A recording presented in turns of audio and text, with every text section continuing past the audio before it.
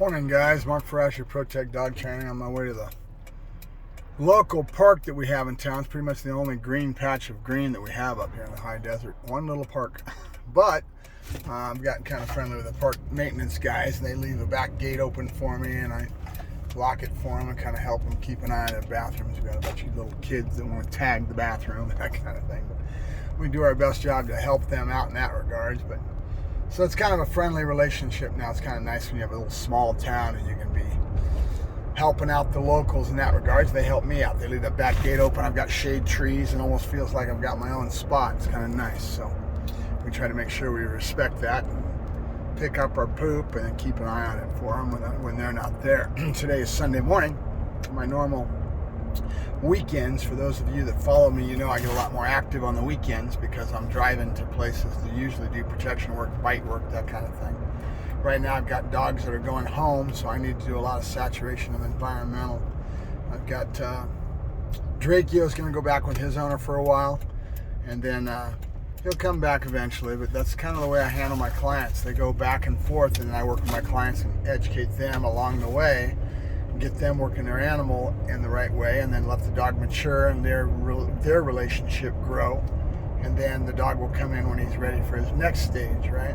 So you could be working with me for 2.5 years. Usually I tell my customers when I'm selling my product, and that's really what I do. I like to pride myself on producing a product, which is a executive protection dog, companion dog. I deal with a lot of pet dog quality too, but and you may work with me off and on for 2.5 years if you've got a young puppy, right? He comes in for a month period of time, I do my thing, I get the dog at a certain place, hand him back to you, and now I educate you and teach you how to play that instrument, right? And if you get off the couch, you put that time and energy into working your animal, you're going to go far. If you don't, which is what usually happens, most people kind of go along their own lifestyles and they accept it. They don't have the passion that I do. They don't eat, breathe, and sleep it like I do. My brain never stops thinking about that. I get up in the morning, first thing I touch is dogs, right? Out there cleaning kennels, scrubbing shit, looking at their health, etc. And then I'm heading to the park right now to go work dogs. This is the way I start my day. When I end my day, I have to put all the dogs in the crates and they get to sleep for the night and they get put away. It's the same thing, right? So I start my day and I end my day always in the stew pot of dogs, right? That's why I like to tell people that I eat, breathe, and sleep dogs. It's pretty much what I've done since I've been 12 years of age. I'm living in the back of kennels, getting up, taking care of kennels, and doing my thing, and working with some of the top trainers in the California coast. There's a lot of people I'd like to touch. I'm kind of reaching out that way now that are higher echelon in other areas that I would really like to get to know in a better fashion and really get out there and work with them, because this is what I eat, breathe, and sleep. I mean, this is what I love, you know, and I have a little bit more of an attitude of doing it to a higher echelon, you know, and I haven't reached all the things I'd love to do. It really is the luck of the draw, you know. They say that, you know, people that are out there that have gotten into these positions because of luck, you know, life. That's the way life is, you know. Some people get lucky and they're at the right place, at the right time. They get to meet the right person, and if you talk to any of these people that I respect, that's what they'll tell you, you know. So I haven't been so lucky. I haven't been unlucky. I've lived the life that I would love to live, and that's kind of where I'm at. But at the same time, I'd like to be more lucky. I'd like to be luckier than I am, but it is what it is. So back to the dogs. I'm taking Drakeo out and gonna work him in the park right now. I'll do a video with him working in the park and kind of accent some of the things that he's going through right now and where he's at. Remember what I always say, it's not heel, sit down, stay. It's actually developing a dog in a myriad of different little ways that develop the finished product. I want a dog with that inner core strength. I want a dog that is genetically strong. Now, Drakeo has some damn good genes, right? So he has all the potential in the world, and that's the kind of dog I like to work with. But you know, you always want the best. That's not always the case, but in this case, Drakeo's pretty good. But you could have him go south on you really easy if you don't do the right thing. Dutch Shepherds, in a general sense, and Malinois as well, are a very sensitive animal in their puppies. You can screw up a Malinois and a Dutch Shepherd in a heartbeat when you don't know what you're doing. And a lot of times people get these dogs and on Malinois and stuff, they really shouldn't even have a dog of this caliber, and they get them and they think they're a pet because they watch all these videos online. They're not a pet. They're not a couch potato. A lot of the dogs, especially the genetics and the bloodlines that I'm dealing with, are meant for a job, right? And if you don't do the right thing, they're going to go sideways on you and you're going to have a problem. And that development really is critical when they're puppies, when they're young, okay? You can do the wrong thing with them real quick, and that bean will be in their head for the rest of their lives. So keep it in mind.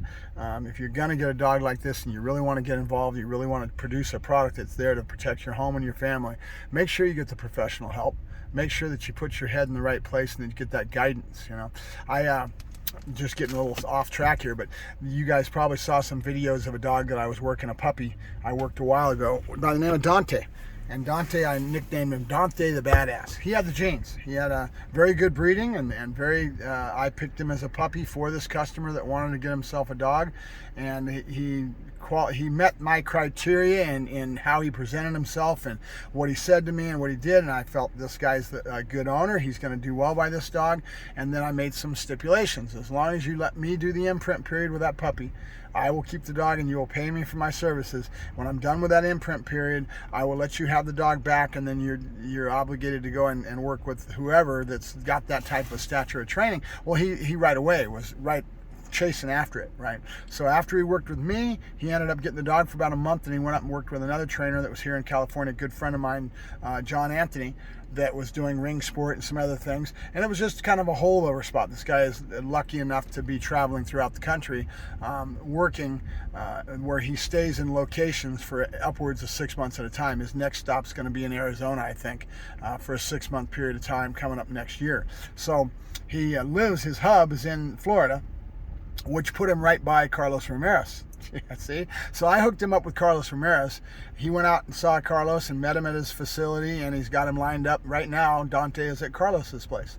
So he went with him for about a month, worked with John Anthony, and then he went down to Florida, and he dropped him off at Carlos's place, and Carlos is doing his magic, right? And Carlos is, anybody that knows who Carlos Ramirez is, if you're in the dog world, you probably do. He is a active trainer that works in and around the police department, right? He works with law enforcement. He does a lot of seminars and teaches them how to decoy, and takes a lot of bites and develops dogs for them when he goes out and does his seminars. He's an educational decoy.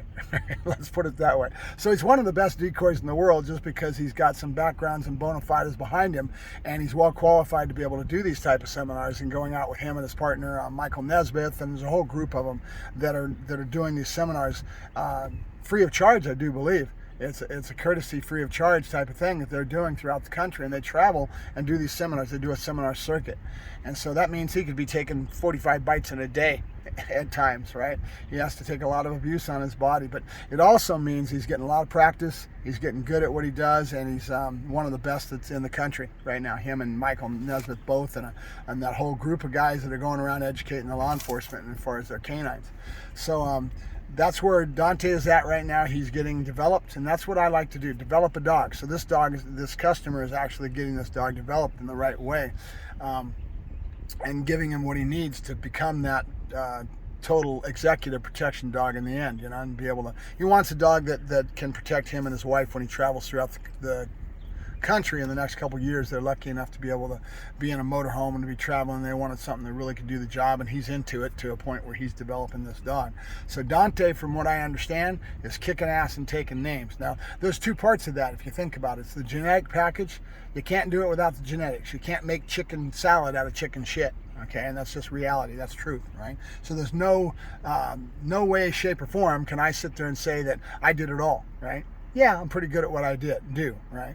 But that dog is a product of two things: his genetics and his environment, right? And I gave him the right start, gave him to the customer. He went up and worked with John Anthony, was up there in that location for about a month, and went back down to Florida, and he's with he's with Carlos Ramirez for about a month, maybe longer than that. I think it was 8 weeks, whatever it is. No, I'm not sure. It's a couple months, whatever it is. But he's going to be due to be picking him up in the next month. Then he's going to go to Arizona. And I've already got him pegged in with another trainer there. Because I know everybody, I kind of put out feelers and start finding out who's who and get to know them. This young lady is a very well-respected trainer, And it's perfect for Dante, because if he's been doing bite work and Carlos has been doing his job to wind this dog up, and he's maturing, right? He's probably about 4 months of age now, I mean, no, 6 months of age, whatever, how old he is. And so as he matures, he's going to get a little cockier, right? He's going to get all that confidence build and all that bite work with Carlos. And now it's time to let him cool his jets a little bit and decompress and basically go into control people, places, things, again, environment. Because remember what we're after when we develop an executive protection dog. Something is for the civilian. It's not a law enforcement dog. It's something that civilians can have in their environment. But what are the biggest criteria of that? A dog I can take out with me anywhere I go is friendly and fine. He's stable, but he still will back you up when you need it, right? And that the dog can't have an edge on him like law enforcement. I mean, dogs that are in law enforcement, they go out and do their job. They're in the back of that cage. They get door pops, maybe once a night, depending on where they're at. Sometimes there's other areas that are a little slower than that, but you get my point. Those dogs have more of an edge on them, right? And they need more of an edge because you're talking about going out in dangerous situations, and that's only natural.